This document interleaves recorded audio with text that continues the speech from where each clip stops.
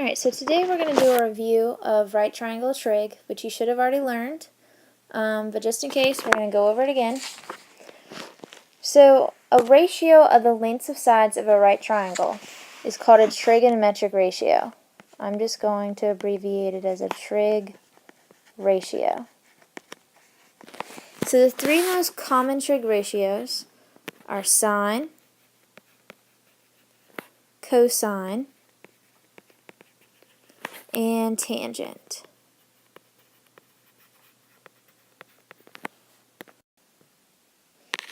Alright, so sine is opposite over hypotenuse.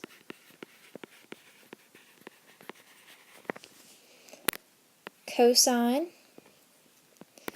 is adjacent over hypotenuse.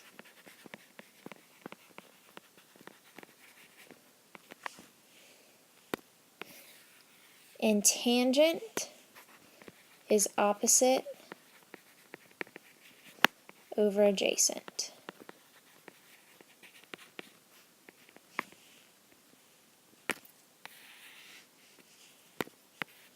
So sine is opposite over hypotenuse, cosine is adjacent over hypotenuse, tangent is opposite over adjacent.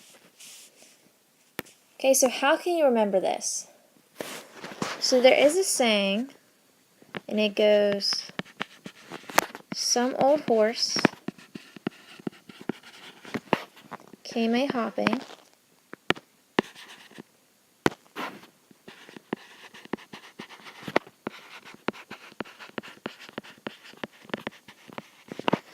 through our alley.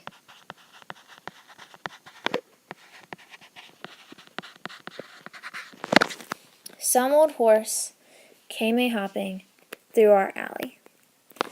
So this S stands for sine. This is opposite.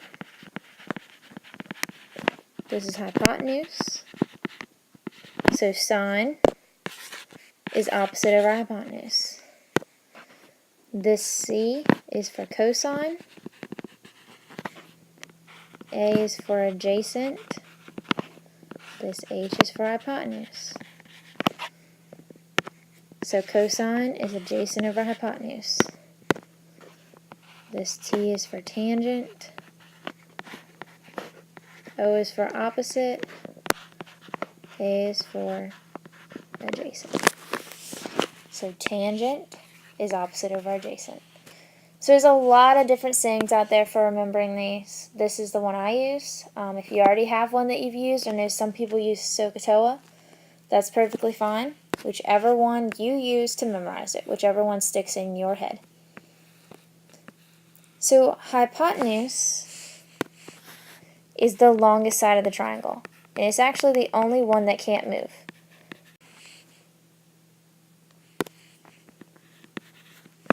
Okay, and it's actually located directly across from the right angle. This should not be triangle, this should be angle here. Alright, so let's see how the opposite and adjacent sides can move.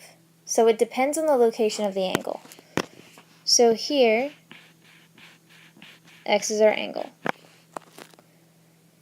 We can go ahead and label our hypotenuse. It's always the one directly across from the right angle. This one never changes. So on this triangle, it's directly across from the right angle. And you can see it's the longest side. But if you can't tell which side's the longest, you can always look. It's going to be directly across from that right angle. Now,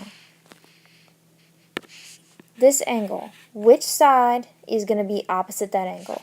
Is it going to be this one? Or is it going to be this one? The opposite side is going to be over here. It's directly across from it. Directly across. Now the adjacent is going to be the one that touches the angle, but it's not the hypotenuse. So it's touching our angle here, but it's not the hypotenuse. Okay, let's move on to the next one. So in this triangle, our angle's up here. which side is directly across from that angle, opposite that angle? Is it this side or is it this side? It's going to be this side. This is the opposite. So that means this is going to be the adjacent, which makes sense. This side touches the angle and it's not the hypotenuse. So you can see how the opposite and the adjacent sides move. They're not always in the same location. The hypotenuse is, though. It's always directly across from that right angle.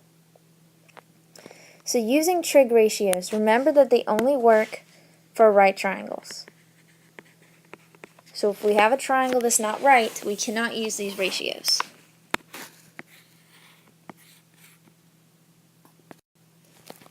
So our first example, find sine A, cosine A, tangent A, sine B, cosine B, and tangent B. Express it as a ratio of express each ratio as a fraction and as a decimal. So let's work with angle A first. So that's going to be this angle here. So sine A is going to be opposite over hypotenuse. So sine A, we're using angle A, so 3 is opposite angle A, and 5 is our hypotenuse. So we're going to have 3 over 5, which is 0.6. So for angle A, this is our hypotenuse, 3 is our opposite, 4 is our adjacent. So cosine A. Cosine is adjacent over hypotenuse. Came A hopping.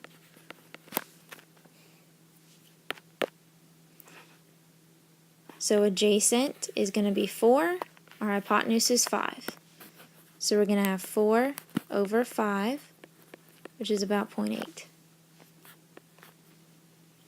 And last one, tangent A, which is opposite over adjacent. So we're going to have opposite, which is 3, over adjacent, which is 4. It's going to give us 0.75. Alright, so let's erase.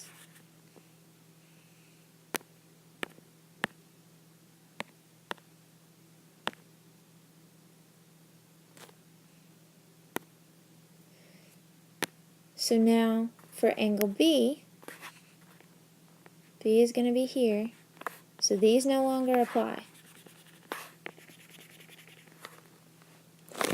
So for angle B, our opposite is going to be 4, our hypotenuse is still 5, our adjacent is 3.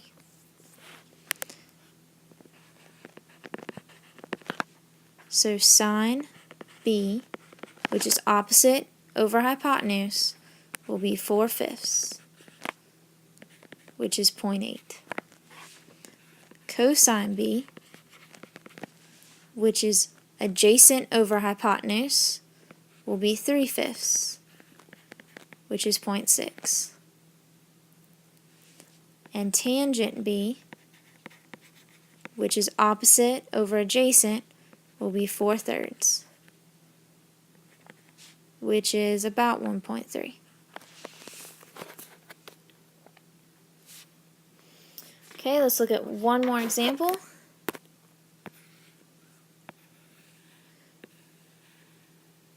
So we're finding the same thing, but this time we have a side that's missing. So we have two sides of a right triangle, one's missing. Do you remember how to find that missing side? So you need to recall the Pythagorean theorem.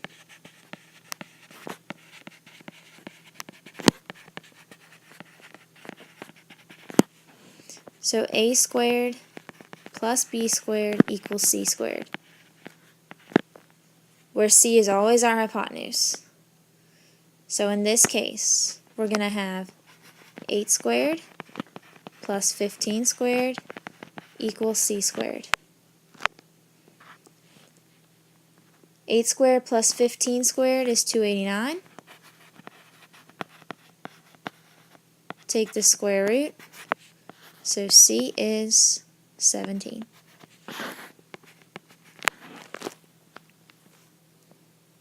Now we can find everything else. So sine of r, cosine of r, tangent of r. So let's look at r.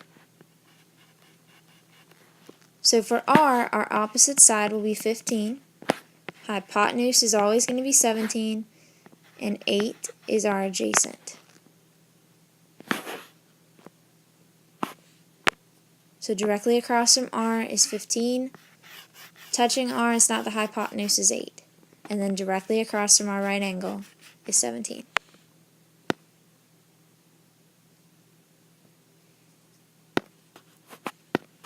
Alright, so sine is opposite over hypotenuse, so we're going to have 15 over 17, which is about 0.88. We're going to have cosine, which is adjacent over hypotenuse, so 8 over 17, which is approximately 0.47. And tangent, which is opposite over adjacent, so 15 over 8, which gives us 1.88.